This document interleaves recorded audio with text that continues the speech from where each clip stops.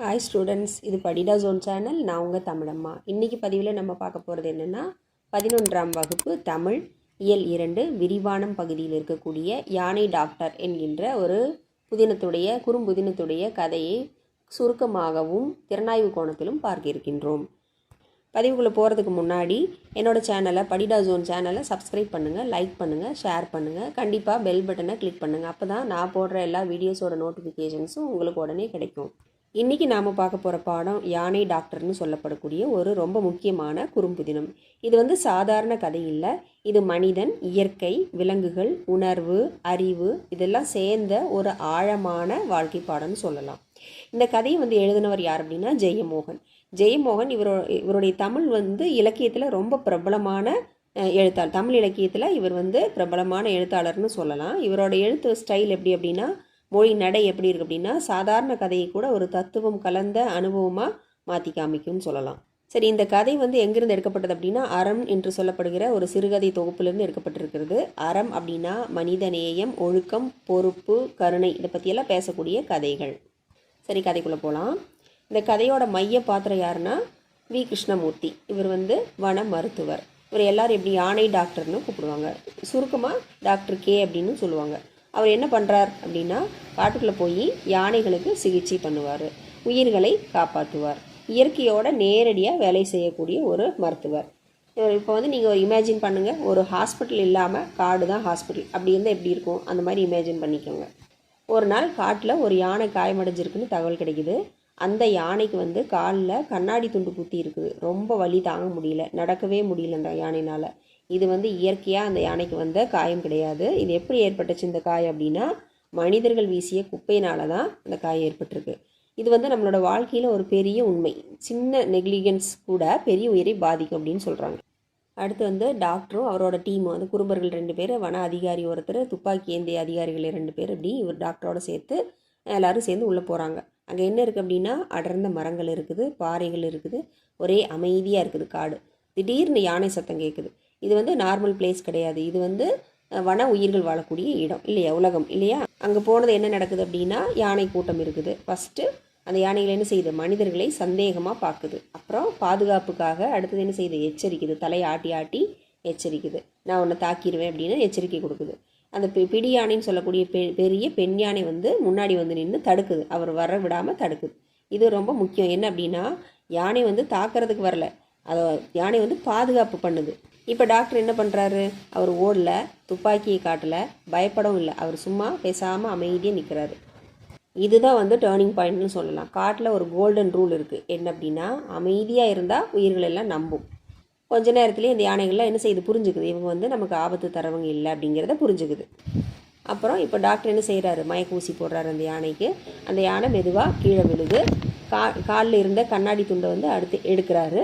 புண்ணை சுத்தம் பண்ணுறாரு. மருந்து வச்சு பஞ்சு வச்சு கட்டு போடுறாரு. இது நார்மல் ட்ரீட்மெண்ட்னு சொல்ல முடியாது. இது லைஃப் சேவிங் ஆப்ரேஷன் அப்படின்னு சொல்லலாம். இங்கே தான் இந்த கதை நம்ம மனசை தாக்குதுன்னு சொல்லலாம். இந்த காயம் யாரால் வந்துச்சு, மனிதர்கள் வீசின குப்பை, கண்ணாடி பாட்டில் துண்டுகள்னால வந்துச்சு. அதாவது நம்ம செய்கிற ஒரு சின்ன தவறு ஒரு பெரிய உயிருக்கு எவ்வளோ பெரிய பாதிப்பை ஏற்படுத்துது அப்படிங்கிறத நம்ம இங்கே உணர்ந்து கொள்ளலாம்.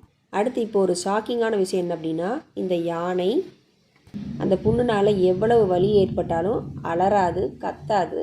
வலியால் துடித்தாலும் அதோட உடம்பு மட்டும்தான் அதிரும், அங்கங்கள் மட்டும்தான் அதிருமே தவிர அழாது யானை. அதோட கண்ணு மட்டும் லைட்டாக சுருக்கிட்டு இருக்கும். அப்புறம் இந்த யானைக்கு ட்ரீட்மெண்ட் கொடுத்துட்டு திரும்ப அவங்க காட்டுக்குள்ளேருந்து வெளியில் வந்துடுறாங்க. அங்கே ஒரு மஞ்சனத்தி மரத்தடியிலேருந்து ஒரு குட்டி யானை இவங்களை பார்த்துட்டு நல்லா வாசனை பிடிச்சிக்குது. இவங்களை உணர்ந்து கொள்ளுது. இவங்க நன்மை செய்யக்கூடியவங்க, நமக்கு மருத்துவம் செய்யக்கூடியவங்க அப்படிங்கிறத உணர்ந்து கொள்கின்றது. ஒரு 1.5 ஆண்டுகள் கழித்து திரும்ப ஒரு ராத்திரி, அந்த ராத்திரி நேரத்தில் இந்த வன அதிகாரியும் அந்த டாக்டரும் ரெண்டு பேரும் தூங்கிட்டு இருக்காங்க. தூங்கிட்டு இருக்கும்போது திடீர்னு யானையோட பிளறல் சத்தம் கேட்குது. சரி, எந்திரிச்சு வெளியில் பார்க்கும்போது ஒரு குட்டி யானை நடக்க முடியாமல் தடுமாறிட்டு நிற்கிது. அப்போ இந்த யானைக்கு என்னாச்சு அப்படின்னு சொல்லி அவங்க போய் ட்ரீட்மெண்ட் பண்ணுறாங்க. அதே மாதிரி கண்ணாடி பாட்டில் சிக்கியிருக்குது. ஆனால் இந்த டாக்டர் உணர்ந்து கொள்கிறார், இந்த யானை யார் அப்படிங்கிறத உணர்ந்து கொள்கிறார். முதுமலை காட்டில் 1.5 வருஷத்துக்கு முன்னாடி மஞ்சனத்தி மரத்துக்கடியிலேருந்து பார்த்துச்சு இல்லையா, அந்த யானை குட்டி தான் இப்போ பெருசாக வளர்ந்துருக்குது. நம்ம அடையாளம் கண்டுட்டு நம்ம தேடி இவ்வளோ தூரம் வந்திருக்குது அப்படிங்கிறத அந்த வன அதிகாரிகிட்ட சொல்கிறாரு. இந்த யானை இதுக்கு முன்னாடி இதே டாக்டர் பார்த்துருக்குது, சிகிச்சை இன்னொரு யானைக்கு வந்து அவர் சிகிச்சை கொடுக்கறத பார்த்துருக்குது, அதை மறக்கலை. இப்போ திரும்ப தேடி வந்திருக்குது. இது மூலமாக நமக்கு என்ன தெரியுது அப்படின்னா, யானை மனிதனை நினைவில் வைக்கிறது. 200-300 கிலோமீட்டர் கூட தேடி போகும்னு சொல்கிறாங்க. இப்போ இது நமக்கு என்ன சொல்லுது? நினைவு அப்படிங்கிறது, நினைவுத்திறன் அப்படிங்கிறது மனிதர்களுக்கு மட்டும் இல்லை, இயற்கைக்கும் இருக்குது அப்படிங்கிறத நம்ம உணர்ந்து கொள்ளலாம். அந்த குட்டி யானைக்கு ட்ரீட்மெண்ட் பண்ணதுக்கப்புறம் என்ன ஆகுது? ஒரு பெரிய யானை கூட்டமே அங்கே இருக்குது அப்படிங்கிறத தெரிஞ்சுக்கிறாங்க. பெரிய சத்தம் கேட்குது, மரங்கள்லாம் அசைகிற மாதிரி இருக்குது, காடே வந்து உயிரோடு இருக்கிற மாதிரி இருக்குது. அப்போ என்ன நடக்குது? அடுத்தது யானைகள் அந்த சிகிச்சை பெற்ற யானை சுற்றி நின்றுட்டு ஒரே நேரத்தில் பிளருது.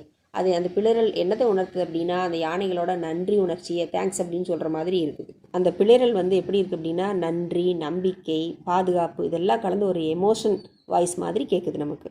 இன்னும் கொஞ்சம் இந்த கதையை டீப்பாக பார்த்தோம் அப்படின்னா, மனிதன் குப்பையை வீசுகிறான், அதனால் என்ன ஆகுது? இயற்கை பாதிக்கப்படுகிறது. விலங்குகள் உணர்வு உள்ளவை அப்படிங்கிறத நம்ம நினைவில் வச்சுக்கணும் எப்போவுமே. யானை வந்து நினைத்து பார்க்கக்கூடிய திறன் இருக்கிறது, ரொம்ப நீண்ட நாளை கூட நினைவில் வச்சுக்கக்கூடிய திறன் அதுக்கு இருக்குது. நம்புது, இவங்க வந்து நமக்கு நன்மை செய்கிறவங்க அப்படிங்கிறது புரிந்து கொள்ளக்கூடிய திறன் இருக்கிறது, அல்லது தீமை செய்கிறவங்க அப்படிங்கிறது தெரிஞ்சக்கூடிய திறன் இருக்கிறது. நம்புது, இவங்ககிட்ட போனால் நம்மளுடைய இந்த காயம் ஆறுன்னு சொல்லி அந்த மருத்துவரை தேடி வருது பார்த்தியா, மனிதனை நம்புகிறது, உணர்கிறது, இவர் நல்லவர் அப்படிங்கிறத உணர்கிறது. இந்த டாக்டர் கேரக்டர் காட்டுறது என்ன அப்படின்னா, அறிவு மட்டும் போதாது, கருணையும் வேணும் அப்படிங்கிற கருத்தை முன்வைக்குது. எத்தனையோ ஆண்டுகள் ஆனாலும் கூட நாய் வந்து நன்றி உணர்ச்சி மாறாது இருக்குது இல்லையா, அதே மாதிரி தான் யானையும் மறந்து போகாது. ஆனால் மனிதன் தான் நன்மை செஞ்சதெல்லாம் மறந்துடுவான். சரி, இந்த கதை மூலமாக ஜெயமோகன் நமக்கு எதை சொல்கிறார் அப்படின்னா, மனிதன் இயற்கையை பயன்படுத்தலாம், ஆனால் அதை அழிக்கக்கூடாது அப்படிங்கிற கருத்தை முன்வைக்கிறார். விலங்குகள் நம்ம மாதிரியும் உயிர் இருக்கக்கூடியது தான் அப்படிங்கிறத நம்ம எப்பவும் மனதில் வச்சுக்கணும். கருணை இல்லாத அறிவு மட்டும் இருந்து எந்த பிரயோஜனம் கிடையாது. அதனால் உயிர்கள் மீது அன்பு வேணும் அப்படின்னு சொல்கிறாரு. சரி மாணவர்களே, இந்த கதையை வந்து நம்ம அடுத்தது திறனாய்வு கோணத்தில் பார்க்கலாம். நமக்கு உடம்பு சரியில்லைன்னா என்ன செய்வோம்? மருத்துவர்கிட்ட போவோம். ஒரு நாய்க்கு காயம் ஏற்பட்டால் கால்நடை மருத்துவர்கிட்ட கொண்டு போவோம். ஆனால் காட்டுக்குள்ளே வாழ்கிற ஒரு பெரிய யானைக்கு காயம் ஏற்பட்டால் யார் சிகிச்சை தருவாங்க? அந்த கேள்விக்கான பதில் தான் இந்த பாடம். சரி, யானை டாக்டர் யார் அப்படின்னா, டாக்டர் வி கிருஷ்ணமூர்த்தி அப்படிங்கிறவர் தான் யானை டாக்டர். அவர் வந்து ஒரு கால்நடை மருத்துவர். ஆனால் அவர் வந்து சாதாரண மருத்துவர் கிடையாது. மனிதர்கள் எல்லாம் மருத்துவம் படிச்சுட்டு மருத்துவமனையில் வேலை செய்கிற மாதிரி இல்லாமல், இவர் காடு, மலை, மழை, வெயில் என்று எதையும் பார்க்காம யானைகளை தேடி சென்று சிகிச்சை அளிக்கக்கூடிய ஒரு கருணை மிகுந்த மனிதர். அதனால்தான் மக்கள் வந்து அவரை மரியாதையோட யானை டாக்டர் என்று அழைத்தார்கள். சரி, ஜெயமோகன் வந்து இந்த கதையை வந்து எதற்காக எழுதுகிறார் அப்படின்னா, ஜெயமோகன் ஒரு சிறந்த எழுத்தாளர். ஒரு பெரிய மனிதரின் சாதனையை அடுத்த தலைமுறைக்கு எடுத்து செல்ல வேண்டும் என்று நினைக்கிறார். இன்றைக்கி வந்து டாக்டர் கிருஷ்ணமூர்த்தி பற்றி நாம் பேசுகிறோம்னா அதுக்கு காரணம் ஜெயமோகன் மாதிரியான எழுத்தாளர்கள் தான் சொல்லலாம். சரி, யானைகளோட வாழ்க்கை பற்றி எப்படி சொல்கிறாங்க, திறனாய்வு நோக்கில் எப்படி நம்ம பார்க்கலாம் இந்த கதை அப்படின்னா, யானை ஒரு சாதாரண விலங்கு அல்ல. உலகத்திலேயே மிகுந்த அறிவும் நினைவாற்றலும் கொண்ட விலங்குகளில் ஒன்று இது. யானைகள் எப்படி வாழும்? தனித்தனியாக வாழாது, கூட்டமாகத்தான் வாழும், ஒரு குடும்பம் போல வாழும். குட்டி யானையை எல்லா யானையும் சேர்ந்து தான் பாதுகாப்பு. நம்ம வீட்டில் வந்து பாட்டி தாத்தாக்கள்லாம் இருக்காங்க இல்லையா, எல்லோரும் வீட்டில் இருக்கிற பெரியவங்க எல்லாரும் நம்ம குழந்தைய பார்த்துக்கிறாங்க இல்லையா, அது மாதிரி எல்லா யானைகளும் சேர்ந்து குட்டி யானைகளை பாதுகாக்கும். ஒரு யானை இறந்து போயிடுச்சுன்னா மற்ற யானைகள் துக்கப்படுவதாக ஆய்வுகள் கூட கூறுகின்றன. அதாவது யானைகளுக்கும் உணர்ச்சிகள் இருக்கின்றன அப்படிங்கிறத நம்ம இந்த ஆய்வுகள் வந்து உணர்ந்து கொள்ள வைக்கின்றன. சரி, இந்த யானை டாக்டர் வந்து எப்படி வேலை செய்தார் அப்படின்னா, காட்டுக்குள்ளே இருக்கிற யானைகளுக்கு காயம் ஏற்படும் இல்லையா, சில நேரங்களில் வேட்டைக்காரங்க வச்ச கண்ணியில் சிக்கிக்கும், சில நேரத்தில் காலில் ஏதாவது புண் ஏற்படும், சில நேரத்தில் வேறு ஏதாவது நோய்வாய்ப்படும். அப்போதெல்லாம் என்ன செய்வாங்கன்னா, வனத்துறையினர் வந்து யானை டாக்டரை கூப்பிடுவாங்க. அவர் வந்து பல கிலோமீட்டர் தூரத்துக்கு நடந்தே போவார். எந்த யானை நோய்வாய்ப்பட்டது அல்லது புண் ஏற்பட்ட யானை அப்படிங்கிறத கண்டுபிடிப்பார். அதுக்கு வந்து மயக்கூசி போடுவார். அதுக்கப்புறம் சிகிச்சை பண்ணுவார். மறுபடியும் அது நலமடைந்து காட்டுக்குள்ளே போயிடும். சரி, இதுக்கு எவ்வளவு துணிச்சல் வேணும் இல்லையா? ஒரு யானை வந்து 4 முதல் 5 டன் வரை எடை இருக்கும் இல்லையா, அதாவது ஒரு சின்ன லாரியோட அளவுக்கு எடை இருக்கும். அப்படி ஒரு விலங்குக்கு பக்கத்தில் போய் சிகிச்சை செய்கிறது அப்படிங்கிறது எவ்வளவு ஒரு ஆபத்தான வேலை. ஆனால் உயிரை காப்பாற்றணும் அப்படிங்கிற எண்ணம் வந்து அவருடைய பயத்தை விட பெரியதாக இருந்தது. அந்த கருணை மனம் இருந்தது அவரிடம். சரி, இவர் வந்து குட்டி யானைகள் மீது ரொம்ப அன்பாக இருப்பார்னு சொல்கிறாங்க. சில நேரங்கள் வந்து குட்டி யானைகள் வந்து தாயை இழந்துடும். அப்போது அதையெல்லாம் பாதுகாத்து வளர்க்குறது ரொம்ப கடினம். ஒரு குழந்தையை வளர்க்குறது மாதிரி அதுக்கும் நேரம் தவறாமல் உணவு கொடுக்கணும், மருந்து கொடுக்கணும், அன்பு காட்ட வேண்டும். இந்த பணியை சேர்த்து தான் யானை டாக்டர் செய்ததாக குறிப்பிடுகிறார்கள். இன்னொரு முக்கிய செய்தி அப்படின்னா, நன்றாக பயிற்சி பெற்ற யானைகள்லாம் இருக்கும் இல்லையா, கோவில் யானைகள், அதையெல்லாம் சில காலம் வந்து காட்டுக்குள்ளே வனத்தில் வந்து வச்சுருப்பாங்க. எதுக்காகனா மற்ற யானைகளை அடக்குவதற்காக, முரட்டு யானைகளை பிடிக்கிறதுக்காக. இந்த யானைகளுக்கு இவர் வந்து ஒரு ஃப்ரெண்டு மாதிரி இருப்பார். எல்லா இந்த கோவில் யானைகள் வந்து கும்கி யானைகள் இருக்குது இல்லையா, இந்த யானைகள் எல்லாம் வந்து ஒரு நண்பனை போல் தும்பிக்கை காமிச்சு வரவேற்கிறதாக இந்த கதையில் காட்டப்படுகிறது. ஒரு பள்ளியில் வந்து ஒரு புதிய மாணவர்களுக்கு வழிகாட்டுறதுக்கு ஒரு நல்ல மாணவர் இருப்பார் இல்லையா, அதே மாதிரி காட்டில் பிரச்சனை பண்ணுற யானைகளை கட்டுப்படுத்துறதுக்கு தான் இந்த கும்கி யானைன்னு சொல்லக்கூடிய கோயில் யானைகள் வந்து உதவுகின்றன. அந்த யானைகளை பராமரிக்கிற பணியையும் கூட இவர் பார்த்துட்டு இருந்திருக்காரு. இந்த பாடத்தோட மிக அழகான பகுதி எது அப்படின்னா, யானை டாக்டர் வந்து யானைகளை நோயாளியாக மட்டும் பார்க்க மாட்டார், உயிர்களாக பார்ப்பார். அதை ரொம்ப நேசிப்பார், அதோட துன்பத்தை வந்து உணர்ந்து கொள்வார். அதனால்தான் யானைகளும் அவரை நம்பின. இதன் மூலமாக மனிதர்களுக்கு கிடைக்கக்கூடிய பாடம் என்ன அப்படின்னு பார்த்தா, இன்றைக்கி சிலர் வந்து மனுஷனை மதிக்கிறது இல்லை இல்லையா, பணம் தான் எல்லாரையும் மதிப்பீடு செய்யுது. ஆனால் டாக்டர் கிருஷ்ணமூர்த்தி வந்து பேச முடியாத விலங்குகளுக்காக தனது வாழ்க்கையே அர்ப்பணித்தார் அப்படிங்கிறது எவ்வளோ பெரிய விஷயம் இல்லையா.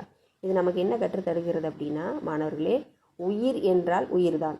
அது மனிதனாக இருந்தாலும் சரி, யானையாக இருந்தாலும் சரி, பறவையாக இருந்தாலும் சரி, அனைத்து உயிர்களும் மதிப்பு மிக்கவை அப்படிங்கிற கருத்தை நம்ம உணர வைக்கின்றன. இந்த பாடம் வந்து வெறும் யானையை பற்றிய கட்டுரைன்னு நினைக்காதீங்க, கதைன்னு நினைக்காதீங்க. இது ஒரு மனிதனோட சேவை மனப்பான்மை பற்றிய கதை. டாக்டர் கிருஷ்ணமூர்த்தி நமக்கு சொல்கிற செய்தி என்ன அப்படின்னா, உனக்காக மட்டும் வாழாதே, மற்ற உயிர்களுக்காகவும் வாழ கற்றுக்கொள். இதுதான் இந்த பாடத்தோட ஆன்மான்னு சொல்லலாம்.